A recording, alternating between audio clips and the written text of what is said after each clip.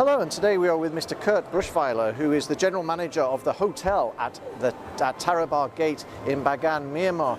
Good afternoon to you, Mr. Brushweiler. Good afternoon. Now here we are at the ASEAN Tourism Forum 2015. How is the show going for you so far? Excellent, great. Now, Bagan, a lot of people know it because of the stupas that are there, but could you tell us a little bit more about that, about Bagan as a destination? Why should people visit Bagan? Well, Bagan, being there already over 1,000 years, it's still very natural. It's very unspoiled. We have 4,000 temples and pagodas, but on the other hand, the villages and especially agriculture is very much as it used to be a couple of hundred years ago. So you still see bullock carts, horse carts and everything. In terms of the infrastructure in Bagan, how would you recommend people get to Bagan from at the moment? Well, you have different ways to come to Bagan, either by air. You can come by boat from Mandalay, which is also quite popular. It takes roughly a day. Or you can come by car. From Yangon, how long would it roughly take by car, for example? From Yangon to Bagan, it will take around 9 hours. And by plane? By plane, 1 hour and 10. Choice is easy, really. Now, in terms of your hotel, where is it located and what does it offer in comparison to other properties? The hotel at Tharabar Gate is located in Old Bagan, 5 minutes walk from Ananda Temple. We've been there for the last 12 years. We have 84 rooms, 4 of it are suites and 80 deluxe. How do the two differ in terms of the suite and the deluxe rooms? Well, deluxe room is 36 square meters and the suite is around 72 square meters. It is also a nice sun deck, and the suites, they have a view on a private pagoda just behind the wall. Oh, very nice. And in terms of the let's say the rates that you're looking for, where do you categorize yourself in terms of room rates? We're looking ourselves to be a 4.5-star hotel. And what would that give you in terms of the room rates for the high season and low season, for example? Well, in the low season, we drop our rates by around 50% compared to high season. And in high season, what would the rate be, roughly? Well, our rack rate currently is around $270. Okay. In terms of technology within the hotel, obviously nowadays a lot of hotels are offering complimentary internet. The internet speeds here in Naypyidaw are incredibly fast. What do you offer your hotel in terms of technology? Well, we're offering Wi-Fi. However, it's a little bit spotty because the infrastructure is not yet there. There is only one single server in whole Bagan. Even we have a fiber optic cable to the server, but what is coming in is not that high. Now, in terms of the guests, where are your guests coming from? Okay, our biggest arrival currently is from America, and as a single country. However, majority would be Europeans, and this year we're looking at quite a lot of people coming from South America. Now, these are all long-haul destinations that you're mentioning, and you're not the first of my interviews to talk about long-haul. I'm very surprised more people, especially with Bagan being having such Buddhist history, that you are not attracting more people from within the region, whether they be Thais or possibly expats in Singapore, Hong Kong and what have you. Why do you feel that you're attracting more of the long-haul market than you are the regional market? Perhaps it has to do with the logistic. Asian people tend to go for short holidays, 3-4 days, 5 days, but it takes from Singapore to Bagan, it takes nearly a whole day.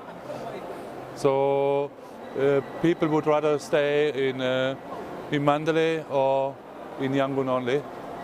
One thing that airlines such as AirAsia, Thai AirAsia and other airlines have shown us is the fact that they are very open to opening new routes and making them work.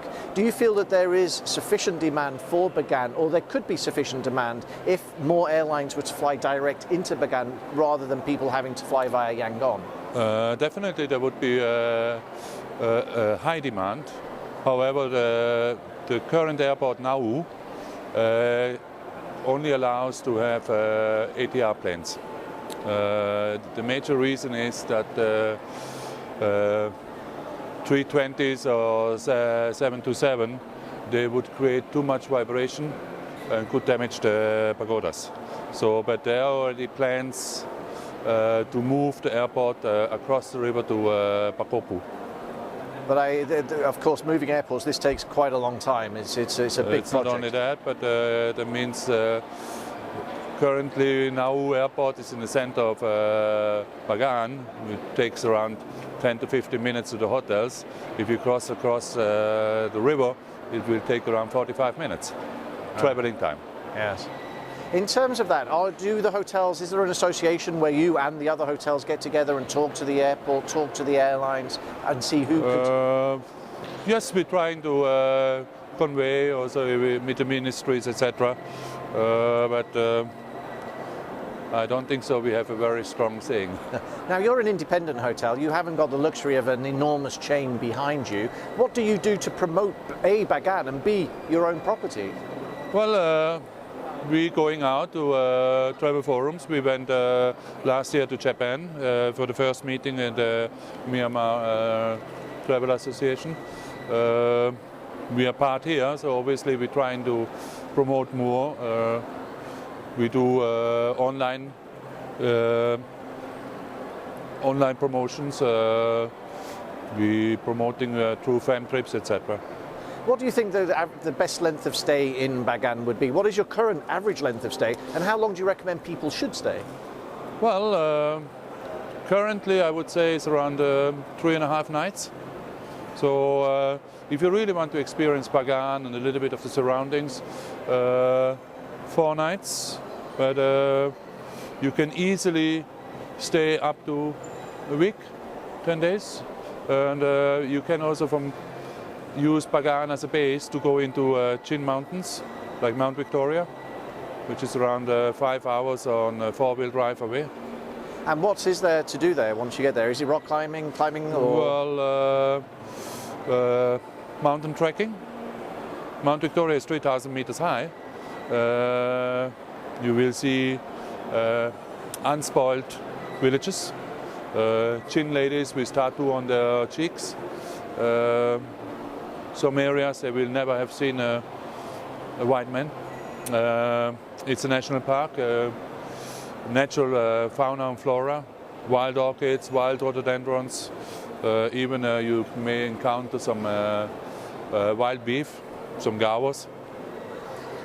Myanmar is very much at the beginning of its development, major international tourism development. It has the opportunity to learn from its neighbours like Thailand, even some of the other neighbours which are more developed, such as Vietnam, in terms of tourism, as Vietnam and others. What do you think Myanmar, especially Bagan where you're based, should have learned from these developments, and what should they not do? Okay, definitely we have to be very environmental focus. We have to look at sustainability, and what we're having now a problem is definitely manpower development, which hasn't seen the end of it yet. Okay. This is a problem across the region. This is not just a Bagan problem, because of course anybody in Bagan, if they could earn more in Yangon, may possibly go there. If those can earn more in Bangkok, maybe they'd go there. This is a problem throughout. What do you as a hotel do to address this? Okay, but what we're doing, we have our in-house training program where we encourage young people to come into the hotel line, invest maybe 6 months of their time to get a basic knowledge about anything in the hotel line, and then further this and hopefully stay in the hotel line and become a dedicated employee. In terms of adopting schools or working with school children to encourage the education of the English language as well, is this something that you're doing as well? Our hotel and some of our owners, they created a Tharabar education network. They're supporting schools in the region, building schools, donating material. And last year we had a workshop for 1 week for junior management or supervisory level.